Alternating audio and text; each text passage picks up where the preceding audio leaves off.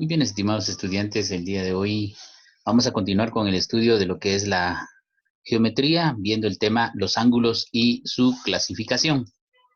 Entonces vamos a conocer esto que es muy importante para el estudio de la geometría. Vamos a empezar dando una definición de lo que es el ángulo. El ángulo es la porción de plano limitada por dos semirrectas que se unen en un punto. Entonces así tenemos que, por ejemplo, acá estas dos líneas, que son dos semirrectas que se cortan y van formando los lados, llegan a un punto en donde se intersectan o se cortan. A ese punto le llamamos vértice y esta abertura que queda entre las dos rectas, pues es a lo que le llamamos nosotros ángulo, ¿verdad? Entonces esa es la definición más exacta de lo que es el ángulo. Vamos a ver ahora cómo se clasifican los ángulos. Aquí presentamos algunos tipos de ángulos. Por ejemplo, tenemos el ángulo agudo, que es el que mide menos de 90 grados. Vean, su abertura pues no es muy grande. En cambio, el ángulo obtuso es totalmente lo contrario, porque mide más de 90 grados. Tiene una abertura bastante grande, ¿verdad? Y tenemos también el ángulo recto, que mide exactamente 90 grados. Esta tiene dos líneas, una vertical y una horizontal, y prácticamente ahí se forma ese ángulo recto que mide exactamente 90 grados. Ahora vamos a conocer otra clasificación de los ángulos. Tengo acá lo que es el ángulo convexo y el ángulo cóncavo.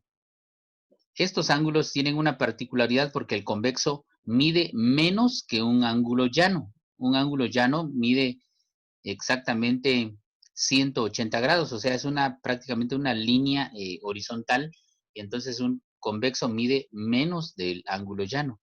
Y en el caso del ángulo cóncavo, mide más de un ángulo llano, o sea, su abertura es mucho más, sobrepasando si tomamos de referencia a lo que es el ángulo llano. Muy bien, ahora veamos otra clasificación de los ángulos según su posición. Ahí tenemos ángulos adyacentes. En estos se les llama así porque hay dos ángulos que están unidos por un mismo lado. Aquí, por ejemplo, tenemos el ángulo alfa, el ángulo beta. Estos tienen en común uno de sus lados. Entonces, estos se llaman ángulos adyacentes. También están los ángulos consecutivos, y estos pueden formar más ángulos, y se llaman así porque precisamente está uno a la par de otro, o sea, tienen lados comunes.